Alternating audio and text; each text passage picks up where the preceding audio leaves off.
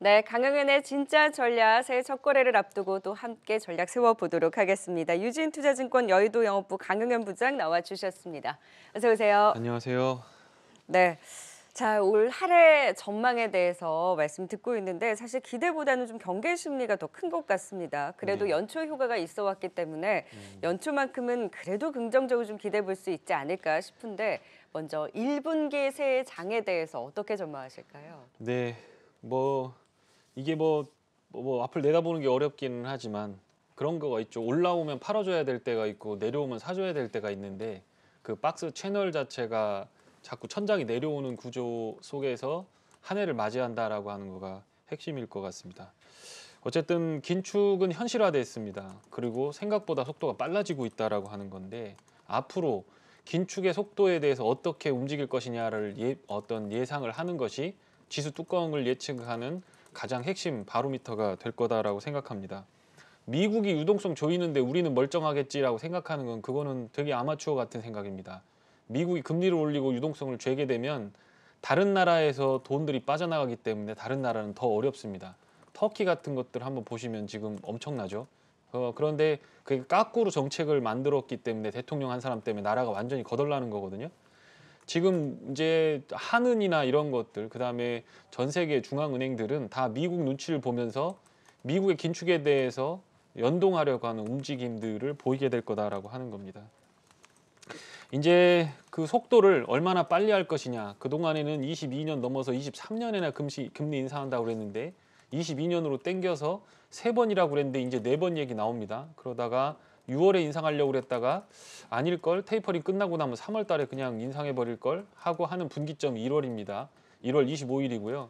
그거 이전에 한국은 14일에 옵션 만기일이죠. 그때 금통위에서 금리를 또 올릴 가능성이 상당히 높습니다. 그러니까 유동성이 축소되는 상황과 경기가 좋아지는 이 두 개가 싸우고 있는 상황이다, 이렇게 보시면 될 것 같습니다. 그러니까 유동성이 많이 늘어난다는 건 기업 이익이 100억이 난다라고 하면 거기다가 그동안에는 20배를 쳐줘서 2천억 시총을 쳐줬다고 하는 건데 유동성이 죄어지게 되면 이거를 곱하기 20배가 아니라 15배, 10배로 줄여버린다는 거죠. 그러니까 이익이 100억에서 150억으로 는다고 하더라도 멀티플이 축소되면 주가는 크게 올라가기 어려운 상황 아니냐라고 하면서 그 두 가지 추들이 지금 움직이고 있는 상황이고 어디서 정확하게 균형을 잡을 것인지에 대해서 1분기에 가름이 날 거기 때문에 박스권 상당 닫히고 바닥에서 사지 않으면 주가가 추세적으로 올라가는 걸 잡기는 어려울 것 같다는 생각은 듭니다. 다만 돌발 악재나 변수들이 나올 만한 것들도 사실은 금리, 매크로 변수 이외에는 없기 때문에 그런 부분들에 대해서는 너무 염려하지 않으셔도 될 것 같다는 생각이 듭니다. 요게 이제 제가 차트를 보면서 말씀을 좀 드려야 될 것 같은데 22년이 되면서 이제 시작을 합니다. 여기 빨간색이 보이실 거고 파란색이 보이실 건데 앞으로 이익 추정치, 미국의 이익 추정치가 빨간색을 따라가게 되면 미국 시장 끌어올려지면서 다른 증권도 좋아질 겁니다. 그런데 만약에 이게 컨센서스가 계속 내려가는 흐름이 보인다라고 한다면 주식시장이 점진적으로 김이 빠지는 형태의 어떤 흐름이 보일 것 같다라는 생각이 듭니다.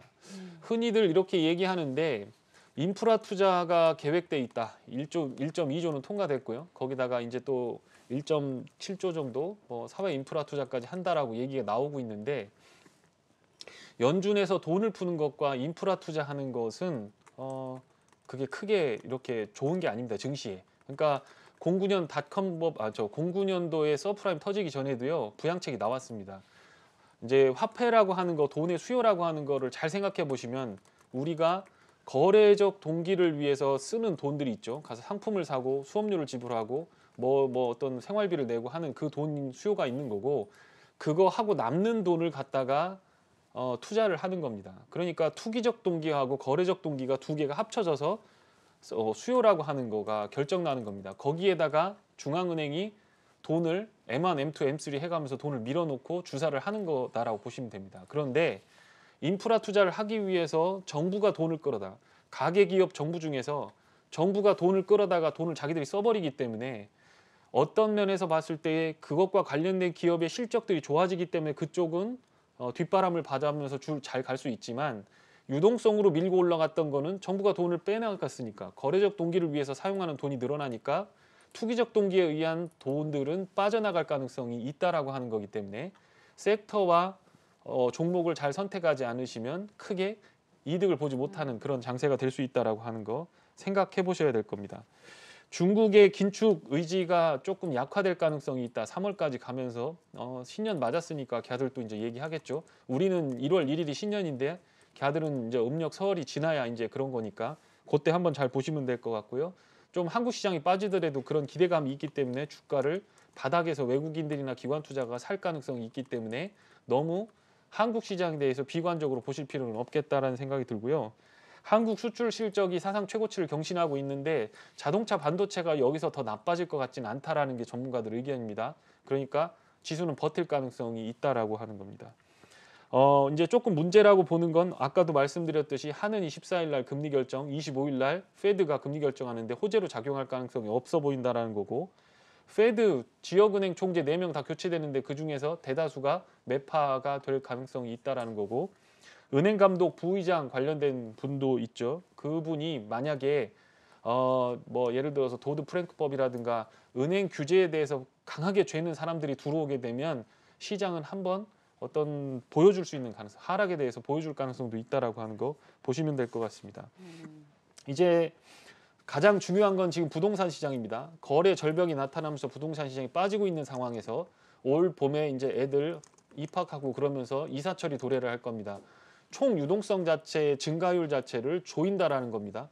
매년 이제 100조, 110조 원을 늘려서 유동성을 공급했었는데 그거를 10% 이상 줄여가지고 90조 이 정도 수준으로 하겠다라는 겁니다. 그럼 돈이 모자라겠죠. 뽑을 수 있는 데는 결국에는 증시에서 돈을 뽑아가는 수밖에 없기 때문에 그때까지는 조금 한국 시장의 유동성에 문제가 생길 수도 있겠다라고 하는 거를 보셔야 될 것 같습니다. 네, 결국에는 긴축과 금리 인상이 계속해서 올해 초에도 좀 큰 변수로 작용할 가능성이 높다. 결국 시장 자체적인 기대보다는 결국 우리가 종목이라든지 섹터에 대한 업종 선택이 굉장히 중요할 텐데요. 그렇다면 우리가 좀 시장을 크게 보면서 대응해 나간다면 어떤 전략이 좀 유효할까요? 네, 연초에 좀 추려보기는 했습니다. 섹터별로 종목들을 막 해보기는 네. 했어요. 근데 지난번보다는 조금 나은 것 같아요. 주가가 좀 빠져서 그런 것 같고, 아. 네, 그리고 우리는 또 제조업이다 보니까 PMI라든가 생산이 늘어나고 공산품에 대한 수요가 증가했던 부분이 조금 영향을 미치는 것 같고, 그래서 저 부문별로 좀 파악을 해봤습니다. 네. 1차적으로 제가 만약에 사야 된다라고 한다면 팬데믹 피해주 리오프닝 관련된 거는 1차적으로 담아놓고 가시면 마음이 편하지 않을까, 포트폴리오로 갖고 가시면 어떨까라는 생각이 듭니다. 여기 차트를 보시면 남아공이죠. 오미크론의 어떤 진원지라고 볼 수 있는데 막 튀었습니다. 이게 쭉 빠졌죠. 이게 7주 이동평균이니까 앞으로는 쭉 내려온다라고 보시면 될 겁니다. 미국도 그 파우치 소장이 얘기했죠. 1월에 피크치고 내려올 수 있다라고 하는 거고 이게 이제 감염이 기도까지만 되고 이게 폐로 내려가지 않아서 결국에는 중증 호흡기 질환이라고 하는 건 폐를 손상시켜서 폐를 다 썩게 만드는 거잖아요. 근데 거기까지는 안 내려가고 그냥 목감기처럼 이렇게 될 수 있다라고 하는 거. 그러니까 치사율 자체가 독감보다 낮은 수준인데 그거 증세 자체도 중증 환자를 만들지 않을 가능성이 있다라는 얘기가 나오고 있습니다. 그렇게 된다면 항공이라든가 엔터 같은 것들은 쥐고 있으면 괜찮을 가능성이 있겠다라는 생각이 듭니다. 두 번째로 이 차트를 한번 보시면 이게 구리 재고 차트입니다. 보시면 2008년도에 서프라임 터졌을 때만큼 재고가 없습니다. 페루하고 칠레가 주 산지인데 거기서 자꾸 데모합니다. 광산 농부들이 광부들이죠. 이제 이런 식으로는 못 살겠다라고 하면서 자꾸 셧다운하고 그렇습니다. 그리고 코로나 때문에 작업을 못했던 부분들도 있습니다. 그런데 구리 수요라고 하는 거는 아시다시피 전기차부터 시작해서 IT 수요까지 앞으로 좋아지는 섹터의 주요 원재료이기 때문에 이런 상황에서 구리 주산지 혹은 그것과 관련된 기업들에 투자하는 것들은 상당히 좋을 것 같다라는 생각이 듭니다. 그전에는 원자재라고 하는 거가 사실은 별로 의미가 없었죠. 플랫폼 기업들, 뭔가 꿈이 있는 주식들을 많이 끌어올렸지만 지금 재고 수준이라든가 어떤 이런 물가 이런 것들을 본다면 물가가 지속적으로 올라가는 과정에서 제품 가격이 좋아진다라고 한다면 공장들이 계속 돌아가면서 이런 것들은 끌어올릴 가능성이 있고요.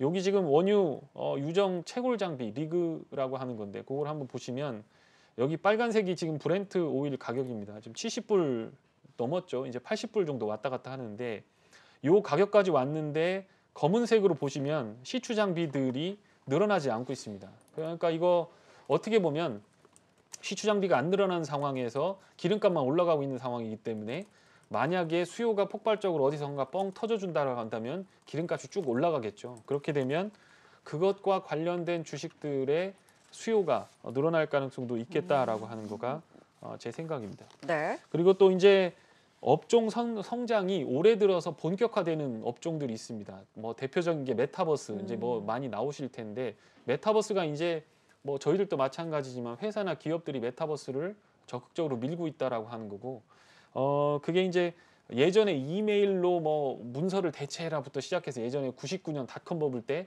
전산화되던 과정하고 조금 비슷해지는 것 같습니다. 물론 조금은 다르긴 하지만 그리고 K 드라마 같은 경우는 구조적인 성장기에 직면하고 있다라고 하는 겁니다. 그래서 메이드 인 코리아 제품 자체가 특산품이 되는 거. 지금 뭐 배터리, 뭐 점유율 좋죠. 중국산 빼놓고는 한국산 제일 좋은 건데 글로벌 점유율 굉장히 좋습니다. 뭐 BTS가 한번 가서 이렇게 하고 나니까 한국에 대한 이미지도 굉장히 좋았죠. 삼성 반도체, 하이닉스 반도체 굉장히 좋죠. 이제 전기차, 친환경 자동차를 현대에서 좀 잘해주면 그러면 그것도 좀 특산품이 되는 거죠. 예전에 고려청자처럼 되는 겁니다. 그러니까 K-드라마, 메타버스 이거는 한국이 잘할 수 있는 여건들이 갖춰진 게 IT 전문가들도 상당히 많고 그 상대적으로 미국이나 선진국에 비해서 어떤 임금 자체가 저렴합니다. 그리고 IT 인프라가 좋기 때문에 괜찮고요. 드라마라고 하는 것도 지금은 팬데믹 때문에 많이 찍고 있지 못하지만 구조가 바뀌었습니다. 지금 엔터주나 이런 것들이 주가가 본격적으로 상승하면서 뒷바람을 받았던 때가 언제냐면 지재권이죠. IP 관련돼서 작곡가나 뭐 곡을 만드는 사람들, 그다음에 노래하는 엔터테이너들 그거 돈을 한 곡 파는 것들을 유통사가 더 많이 가져갔었는데 그거를 이제 작곡가나 어떤 엔터테이너들한테 많이 주게 되면서 주가들이 쫙 올랐던 거죠.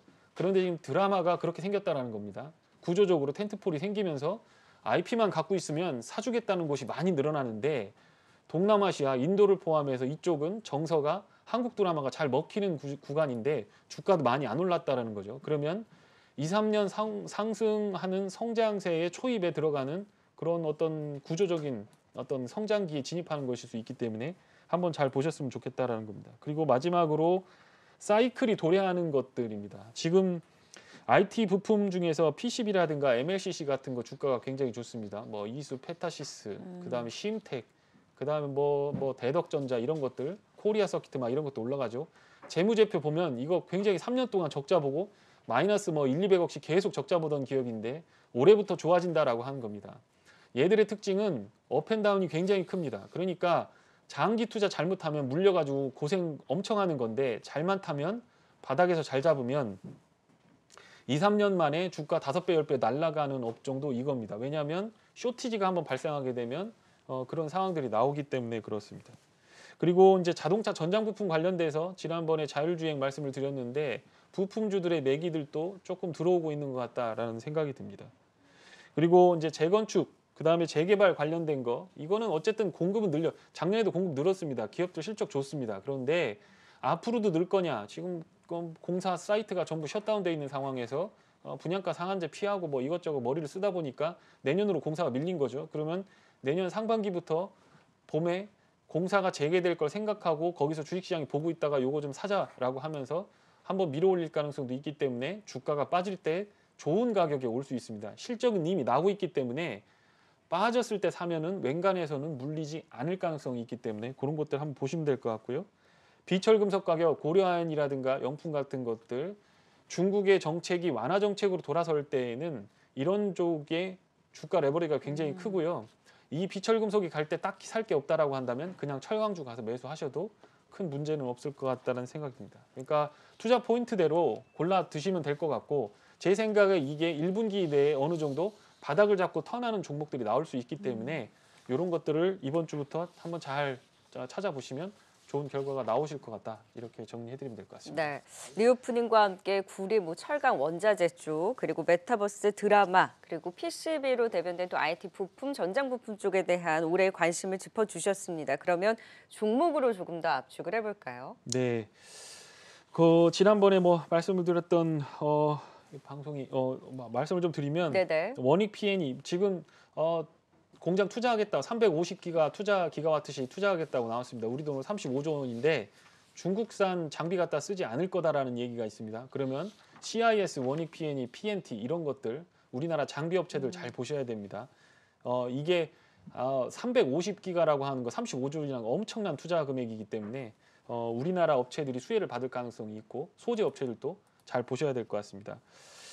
자율주행 관련된 거 캠트로닉스라든가 동훈아나텍, 유니캐스 좀 잘 보시고요. 현대글로비스, 그다음에 뉴 이런 것들 잘 괜찮았습니다. 바닥서 시세는 좋았고 슈팅 나오는 것들은 모멘텀이 불어야 되는 건데 그거는 수출 데이터가 나오고 어떤 그런 내용들이 나오면 한번 보시고요. YN텍 같이 이렇게 폐기물 같은 거 지금 뭐 이익이 250억, 270억 나오는데 시가총액 그거 뭐 5배, 6배밖에 안 됩니다. 그러니까 이런 것들은 빠지면 그냥 갖고 배당 받고 그냥 애들 계좌로 사주고 증여해버리면 나중에 돈 벌 수 있는 것들이니까 이런 것들도 한번 잘 찾아보시면 될 것 같고요.